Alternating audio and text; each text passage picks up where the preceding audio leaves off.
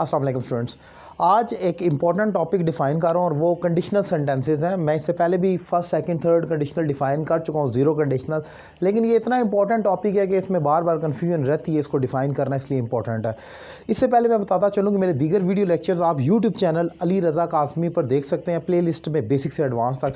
और अगर आपको मेरे पढ़ाने का तरीका पसंद आए तो आप मुझसे 1-to-1 online English language course कर सकते हैं, पाकिस्तान में या पाकिस्तान से बाहर किसी भी शहर से। नंबर आपकी स्क्रीन पर मौजूद है। स्टार्ट करते हैं कंडीशनल सेंटेंसेस में।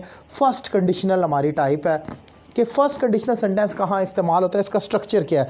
याद रखें कि कंडीशनल सेंटेंसेस वो फ़िक्रे होते हैं जो अगर से स्टार्ट होते हैं। अगर वो भागेगा, अगर वो लड़ेगा, अगर वो खाएगा, ये शर्त होती है, इनमें शर्त पाई जाती है।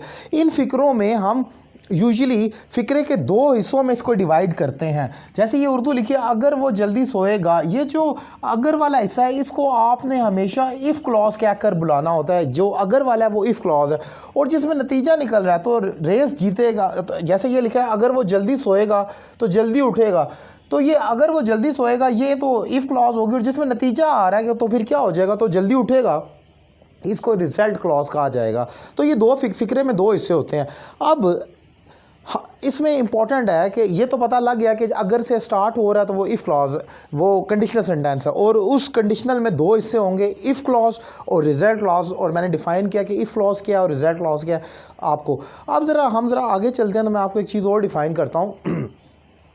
इसमें एक चीज़ और इम्पॉर्टेंट है कि आपने जब फर्स्ट कंडीशनल को बनाना होगा तो उसको स्ट्रक्चर क्या होगा। उसका स्ट्रक्चर ये होगा कि उसकी इफ़ क्लॉज हमेशा प्रेजेंट इंडेफिनिट ली जाएगी और जो रिजल्ट क्लॉज है वो हमेशा फ्यूचर इंडेफिनिट ली जाएगी।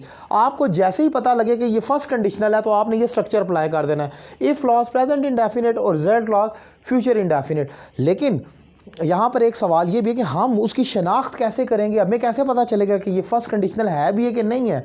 तो आपने आइडेंटिटी जो देखनी है वो हमेशा इफ़ क्लॉज के आखिर में देखनी होगी और इसकी जो आइडेंटिटी है वो गा गी गे जैसे लफ्ज़ होंगे। अगर वो सोएगा, अगर वो लड़ेगा, अगर वो पढ़ेगा। इफ़ क्लॉज अगर गा गी गे पर ख़त्म हो रही है तो फ़ौरन समझ जाएं कि वो आपका फर्स्ट कंडीशनल सेंटेंस है। और अगर फर्स्ट कंडीशनल है तो ये स्ट्रक्चर अप्लाई कर, जैसे अगर वो जल्दी सोएगा तो जल्दी उठेगा। अब हम इसको प्रेजेंट कर देंगे, इफ़ ही स्लीप्स अर्ली। आप देख सकते हैं ये प्रेजेंट सिंपल हो गया। विल गेट अर्ली तो जल्दी उठेगा। मैं यहाँ पर दोबारा अगर ही लगाऊं या ना लगाऊं इट मेक्स नो डिफरेंस, क्योंकि सब्जेक्ट रिपीट हो रहा है सेकंड क्लॉज में, तो आप बेशक वो ना भी लगाएं, ये गलत नहीं होगा। तो विल गेट अर्ली ये आपका प्रेजेंट इंडेफिनिट हो गया और ये future indefinite. And this was our first conditional sentence, क्योंकि ये गा गी गे पर ख़त्म हो रहा था। अगर वो सोएगा, अगर वो लड़ेगा, अगर वो पढ़ेगा वगैरह। सो ये चीज़ इसमें इंपॉर्टेंट थी। अब इसमें एक चीज़ और भी याद रखें, अगर पैसिव आ जाता है तो क्या होगा, कुछ भी नहीं होगा। अगर पैसिव है तो पैसिव टेंस की तरह ही उसको बना देंगे। फॉर एग्जांपल मैंने लिखा है, if the thief is arrested he will be punished. अगर चोर गिरफ्तार किया जाएगा तो उसे सज़ा दी जाएगी। दोनों क्लॉजेज पैसिव थी तो ये मैंने पैसिव बना दी। ये प्रेजेंट इंडेफिनिट का पैसिव हो गया और ये फ्यूचर इंडेफिनिट का पैसिव हो गया। सो इसमें कोई इशू नहीं है। इंपॉर्टेंट चीज़ जो है वो फर्स्ट कंडीशनल की वो ये है, एक तो आपने स्ट्रक्चर याद करना है कि इफ़ क्लॉज प्रेजेंट इंडेफिनिट होती है और result clause future indefinite. Secondly उसको आइडेंटिफाई करना होगा पहले। अगर आपका फ़िक्रा, अगर वो लड़ेगा, अगर वो भागेगा, अगर वो काम करेगा, अगर वाला हिस्सा गा गी गे पर ख़त्म हो तो फ़ौरन समझ आए this is your first conditional. और अगर वो फर्स्ट कंडीशनल है तो उसमें ये स्ट्रक्चर अप्लाई कर देना। उम्मीद करता हूँ ये शॉर्ट ट्रिक आपको पसंद आई होगी। ये बहुत इंपॉर्टेंट है। हम लोग अक्सर इसी को कंफ्यूज करते हैं। हम समझते हैं जैसी उर्दू लिखी है वैसे इंग्लिश करते हैं। अगर जैसे ये है, अगर वो जल्दी सोएगा तो जल्दी उठेगा, if he will sleep early he will get up early, तो ये गलत हो जाएगा क्योंकि ये कंडीशनल सेंटेंस है। इसकी फ्यूचर वाली क्लॉज जो अगर वाला है वो फ्यूचर है लेकिन हम प्रेजेंट में कन्वर्ट करेंगे। यही तो लॉजिक है, यही तो कंडीशन है।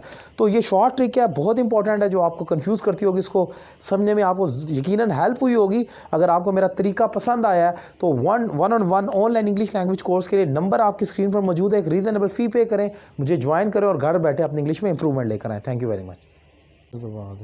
ओ किधर गया? वही है ना, वो तो स्टार्ट करता